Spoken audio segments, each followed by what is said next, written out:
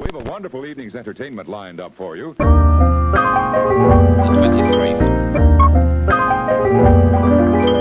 Hey, what is up, you guys? This is Steffi, aka In My Humble Opinion, and welcome back to another IMHO Film Club movie review. So in today's video, I am going to be talking about Aretha Franklin's Amazing Grace concert music documentary. So aka get ready for me to stand Miss Aretha Franklin for the next however many minutes that this video lasts. Amazing Grace obviously stars Aretha Franklin, Reverend James Cleveland, Alexander Hamilton, the choir director, the Southern California Community Choir, Clara Ward, and Aretha's father, Minister C.L. Franklin, and even a appearance by Mick Jagger. So Amazing Grace, go with me here. So the original footage of Amazing Grace was directed and shot by Sydney Pollack, but this particular version of Amazing Grace that I'm going to be talking about in today's video was produced and directed by Alan Elliott. So what is Amazing Grace? In order for me to answer that, I have to travel back to 1972. So in 1972, Aretha Franklin wanted to make a live gospel album, and she specifically wanted to record it in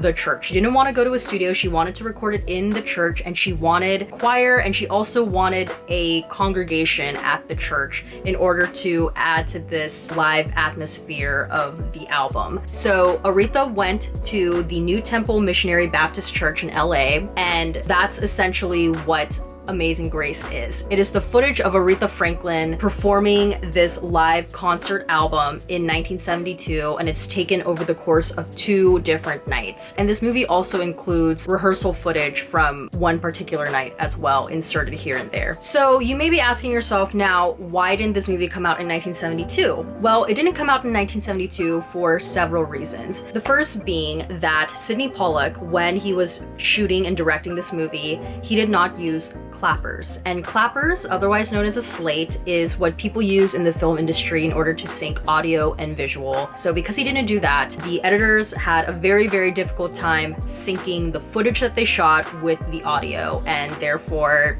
it was nearly impossible to make a movie out of that. Secondly, from what I've researched on the internet, I've heard that Aretha Franklin did not think that some of the angles that they shot of her for the movie were particularly flattering, so Aretha didn't want that out there. So because of those reasons, the movie went unreleased. It did not see the light of day until 2007. Alan Elliott, who is the producer and director of this movie, bought the original footage, and it was sort of like his life's mission to have this released, to make this an actual movie. Is the legend true that you mortgaged your house to get the rights? Yes. It is. In 2011, he finally gets the film ready to be released, but then Aretha Franklin sues him specifically for appropriating her likeness without her permission. So the movie doesn't get released. 2015, Alan Elliott tries to shop the film again to different film festivals like Telluride and Sundance, and again, Aretha Franklin sues him. This particular case, I don't know what her particular reason was, but she sues him again. The movie doesn't come out. Cut to 2018, Aretha Franklin passes away, and Alan Elliott starts to talk with Aretha Franklin's family about the possibility of releasing Amazing Grace out into theaters. The family agrees, and in 2018, at the Doc NYC Festival, the movie premieres, and cut to 2019, and Amazing Grace finally sees the light of day by the public audience. So that is the background information for Amazing Grace. I just thought I'd put that out there. Now I'm going to be talking about the pros and the cons of this movie, as in all my movie reviews, so here we go. Alright, so pro number 1, obviously, is Aretha Franklin. I mean, hello, come on. I just want to make it really clear, nothing I say will ever be enough to describe just how amazing Aretha is in this concert movie documentary. The minute she started to sing, I was just so emotionally caught off guard. Like, I don't know what I was expecting, but she blew what little expectations I had out of the water, because tears literally started to stream down my face. I was just so emotional. She sounds amazing, incredible. Oh my god. Aside from just how she sounds, there is something about watching Aretha, specifically in this performance, where she is just so unassuming. She is so humble. There's nothing showy or arrogant about her at all. She is just so focused and so centered. She knows exactly what she needs to do. She is like fully aware that in this moment, she is being used as a vessel for God to spread his goodness and his love and his joy with the congregation of people there. All right, so pro number 2 is the community. So aside from Aretha being in this movie, there is a full cast of characters, I would say. You have Reverend James Cleveland. He is very charismatic. He feeds off of the energy of the audience. He's a bit showy, but that's what he does as the Reverend, as the host. Then you also have the choir director, Alexander Hamilton. He's like a young guy, and he is so in tune with the choir and with Aretha, and you see him and Aretha and the Reverend having moments where they'll whisper to each other to decide like, okay, this is what we're gonna do next. So that's like a really interesting element to watch. And then you also have the Southern California Community Choir. Not only are they supportive for her quite literally by providing the background vocals for her, but they're also like cheering on Aretha. Like when Aretha really gets into it, some of them will stand up and they'll start clapping for Aretha. And then of course you have the congregation of people who are there to just watch Aretha. On the second night, a lot of them come dressed to the nines. The outfits are on point. All the polyester and color is there. The afros are big and fabulous. During night 2, like some of them literally catch the spirit to the point one person, I don't know what she was thinking she was gonna do, but she literally had to be like held back from Aretha. The community that was there, that was gathered to watch Aretha perform, it was just something so beautiful to witness. My third pro to this movie is it is such a raw time capsule. The movie really is just comprised of these 2 nights worth of performances, and then they include a bit of footage from a rehearsal night. That's pretty much it. There is nothing added from like present day, no stock photos, no videos, no references to this is Aretha winning Grammys. So really the director and the editor were able to maintain the essence and integrity of the film in its original format. And because of that, you instantly feel like you are being transported into 1972. In the beginning, the quality of the film is a bit like, oh wow, like this is old footage. And you get used to it over time, but it's not like high definition restored at all. Like it gets grainy in some parts. The overall coverage of the performance at times can feel very chaotic, can feel very dizzying. And I'm assuming it's probably because Sydney Pollack had no idea of just how he was going to be able to capture this performance,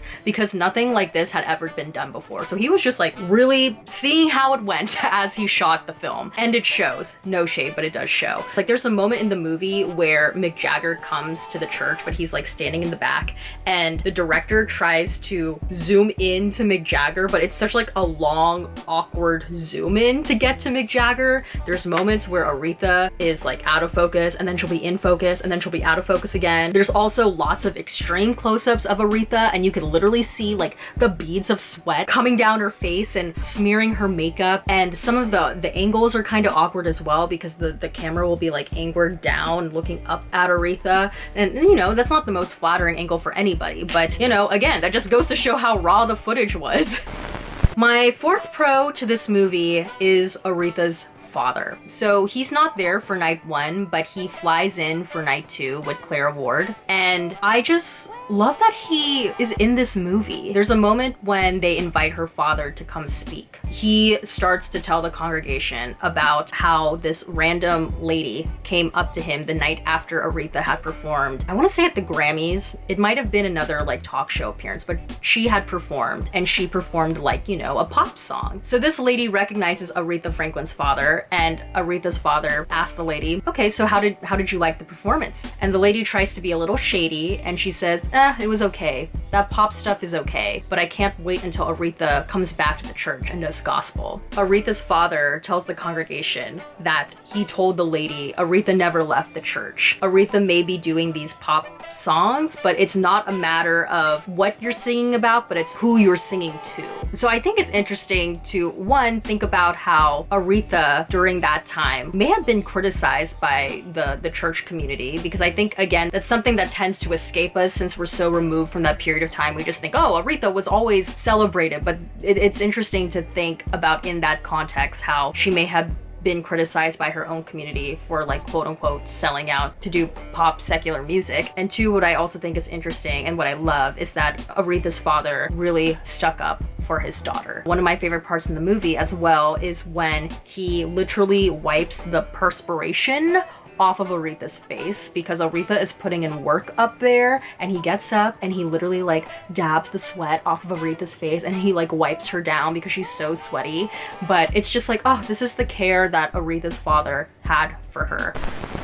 So, if you are a regular viewer of this channel, you may notice that I didn't have a cons portion, and that's literally because I have no cons for this movie. And that's exactly why, for the first time ever on my channel, I am going to be giving Amazing Grace my first ever solid A. I had no expectations going in, but after I left this movie, I was like, nope, there's nothing I would change about it. There's nothing I would add. There's nothing I desired more. While I was sitting there in the theater, it was just like me and Aretha. It felt like such a spiritual experience. I felt so lucky in that moment to be watching this movie. However you may feel about this movie, considering that Aretha didn't really want this to be released and that this was released after she died, while that may personally affect how you feel about the movie, for what it was, for what I watched, I just thought it was so good. It was so good. She did that. In this movie, she did that. If you are a lover of music, if you are a fan of gospel music especially,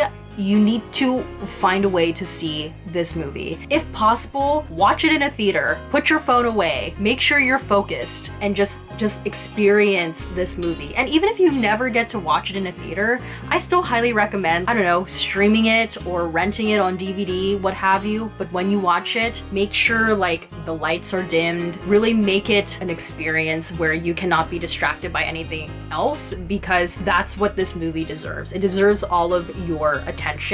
And I just, damn. And I feel like I'm not even overhyping it. Like, I will truly stand by that this movie is that good. All right, well, that's about it for this video. If you liked it, please give this video a thumbs up. Don't forget to hit the subscribe button, and please turn on the notification button down below so you know when a new video from me comes out. And comment down below, 1, have you seen Amazing Grace? And if you have, let me know your thoughts. And 2, comment down below, I don't know, your favorite Aretha song. It could be a gospel song, or it could be one of her more mainstream secular pop hits. Let me know what your favorite Aretha song is, because oh my gosh, like I want to watch it again. I want to watch this movie again. That's how good it was. Maybe I'll watch it on a Sunday for church. Well, as always, everything I said was just my own personal thoughts and all in my humble opinion, and I will see you guys in the next one. Bye!